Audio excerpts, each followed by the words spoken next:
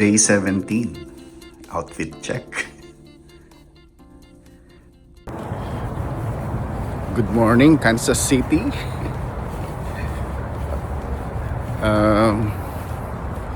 Punta tayo sa office. Ang oras ngayon ay alas 9 ng umaga. Hindi ganong kalamig dito. Hindi siya freezing cold. Pero nagdala ako ng extra just in case na magbago yung weather. Ito ang ating service for this week. Hyundai.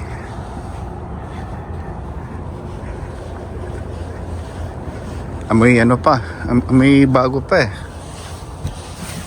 Ilang miles na ba to? Teka, check natin.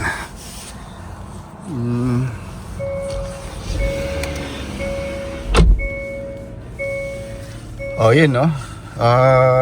Ano ba yan? 1,009, wala pang 2,000 miles ang natatakbo.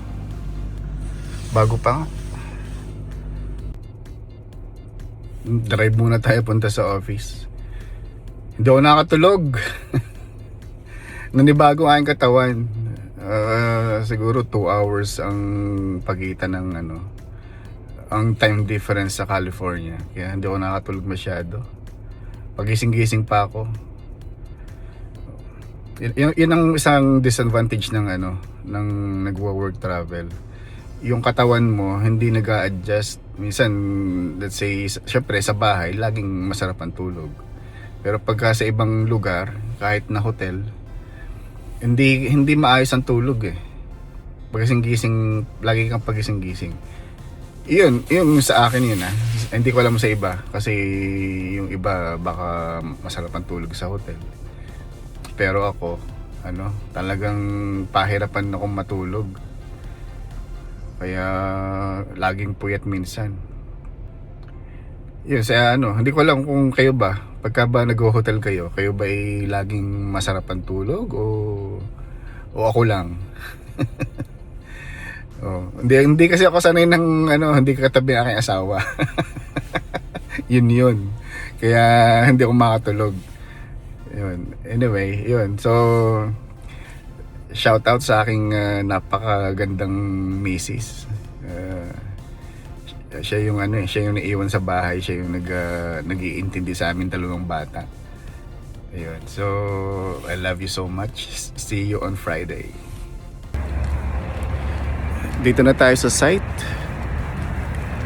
Thank you Lord. Nakarating tayo ng safe dito. Ngayon, punta ko sa entrance. Saan ba entrance? Ayun nata. Again, thank you Lord. Kasi syempre sa lahat ng blessings, blessings sa work, kagaya nito, safe travel. Syempre, yung pamilya ko safe din na naiiwan sa bahay. Kaya every day is a blessing. Ika nga. Ito yung building. Malaki rin tong building oh. Ganda sa dulo. Pero check natin. Ganda ng weather ngayon. Medyo cloudy. Pero ganda ng ulap oh.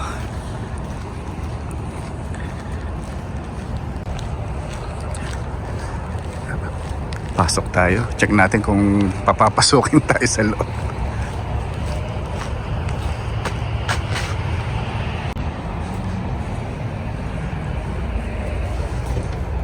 Oops, nakalock. Wala akong access dyan eh. Kailangan kailangan pupunta pa ako doon sa parang pinaka QRO nila. Then sila yung mag-activate ng aking access or badge.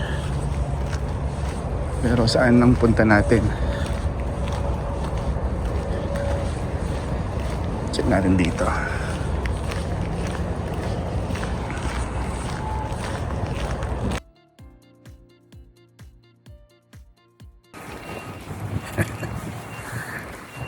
That's it for today. Grabe, nahihilo na ako. Hindi pa nga pala akong tatanghalian. Kaya pala ako nahihilo na. Ayun, so tapos na tayo sa ating Wednesday work. Wednesday ba ngayon? Wednesday. Hindi naman ganun ka-busy. Ina-expect ko marami kaming gagawin or marami kaming itetest. Pero hindi ganun na naging turnout nung araw namin. Kasi merong isang sa side ng software ng system hindi pa okay. So kaya hindi kami nakapag-testing ng what we expect to test. Pero meron naman kami nagawa kahit papaano. Pero yun nga lang, syempre meron kaming timeline, di ba? Meron kaming agenda for the whole week. Hindi yun nasunod kasi merong unexpected na issue dun sa software. Kaya yun, ipagpapaliban yun. Kung kailan, hindi ko alam. Pero malamang after ng holiday yun. Kasi next week, Pasko na. And then, New Year. Baka mga January na yun. Pero hindi ko alam kung babalik ulit ako dito. Or iba namang engineer ang pupunta. Pero sana, iba na. Sana yung ibang engineer na pumunta rito. Kasi medyo malayo ako dito sa Kansas City. Pero syempre, tayo naman ay utosan din lang, tayo naman ay nasunod din lang sa ating mga boss. Kung anong sabihin ng ating boss, syempre, tayo ay yes lang. Yes sir. Yeah. Yun ang dapat laging sagot. Yes sir, di ba? Ayun. So ayun, hindi ko masasabing failure, hindi ko rin masasabing success, pero parang 50-50 na rin.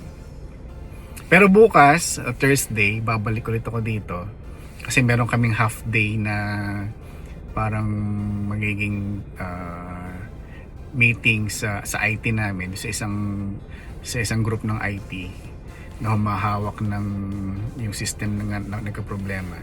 And then pagka na-solusyonan yun, probably makapag-test kami, kami ng mga product, kung papasok sa system, kung babasahin ba ng system o hindi, kung mariretain ba yung record, yung mga ganun. Yun. So naka-depende yun sa magiging meeting bukas ng umaga. Kaya balik ako dito. And then feeling ko ako lang yung may iwan sa group namin. Kasi yung mga ka-group ko nag-fly in sila ng Monday. Pero ako naman na-late ako ng 1 day kasi yung schedule ko kasi i-base ko lang do sa projection nila na kung anong date lang ako kailangan, doon lang ako talaga nag-fly in. Since na yun nga nagka-aberya kaya may iwan ako, although wala naman akong gagawin, sightseeing na lang tayo. Yun ang maganda rito. Siguro kung hindi man ako pumunta rito or half day ako bukas, alis ako ng lunch, baka doon ako sa hotel magtrabaho para well, depende, bahala na kasi nakadepende lahat talaga bukas sa meeting kung anong aming next na step. Ayun, naalala ko lang kasi nagda-drive ayan, na-discuss ko na rin dati doon sa aking previous vlog kung bakit napaka-importante dito sa US. Well, particularly do sa aking line of business or line of work, hindi line of business.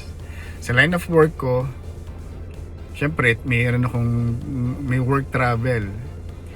Ngayon, kung hindi ka marunong mag-drive, imagine kung paano ka makapunta sa ganitong location. Hindi ka pwedeng mag-Uber lagi. Ayun, hassle, 'di ba? Tsaka magiging limited ang iyong responsibility. Ngayon, pag sinabing, let's say, kagaya ko, let's say hindi ako marunong mag-drive, sasabihin ko sa aking boss, "Sir, hindi po ako marunong mag-drive." So, hindi ko alam kung ano mangyayari sa trabaho ko. Kasi required talaga na magdadrive ka sa location, from airport to location, and then location to hotel. At syempre, kailangan marunong ka rin gumamit ng GPS. Nako, napaka-importante ng GPS. Hindi ko ma-imagine ang aking trabaho kung wala akong GPS. Na-imagine ko parang maybe 10 or 15 years ago, walang GPS. Tapos magmamapa lang. Hindi ko alam kung saan ako pupulutin. Baka lagi ako naka 911. Para naligaw po ako. Bakasyondo po ako dito sa itong street na to. Ayun. So hindi ko ma-imagine pag walang GPS. Kaya napaka-importante ng marunong kang mag-drive at marunong kang bumasa ng GPS. Ayun. Yun ang isang siguro masasabi ko na requirement pagka ang iyong trabaho ay may requirement ng traveling. Kasi mahirap talaga, may hirapan ka. I don't know kung matatanggap ka rin sa trabaho kung sasabihin mo hindi ka marunong mag-drive. I don't think so na i-hire ka ng company. Ayun, so yun, naisip ko lang na kung hindi ka marunong mag-drive dito sa ganitong klase ng line of work, talagang challenging. And then saka dapat bukod doon sa dapat malakas din ang loob mo mag-drive. Kasi dito ang bibilis ng sasakyan, mag-freeway ka, madami. Kailangan talaga medyo malakas ang loob mong mag-drive dito sa US. Ayun, so again, thank you Lord kasi hinayaan nyo kung matutong mag-drive sa Pilipinas pa kahit na 3 beses akong bumagsak, at least dito nagka-lisensya tayo. Ayun. Tsaka dito naman ang mga driver naman dito hindi kagaya sa Pilipinas na ang feeling ko sa Pilipinas parang yung batas yung mga batas ng traffic parang recommendations lang. Parang hindi ko alam kung sinusunod, pero I think sinusunod naman pero parang yung napapanood ko sa YouTube, well, based din sa aking experience, parang kanya-kanya talaga ng kanya-kanya ng diskarte sa atin. Parang syempre pag wala nang makakakita, pwede kang mag U-turn pag sa bawal mag U-turn. Pag wala nakakakita na pwede kang mag counterflow, pwede kang mag counterflow, yung mga ganun. Dito kahit walang nakatingin, pagka hindi ka pwedeng pag bawal talaga, bawal. Walang mga responsible yung mga drivers dito. Hindi ko alam kung bakit. Sana sa Pilipinas ganun din, kasi pag sinabing bawal mag counterflow, talagang magka-counterflow pa.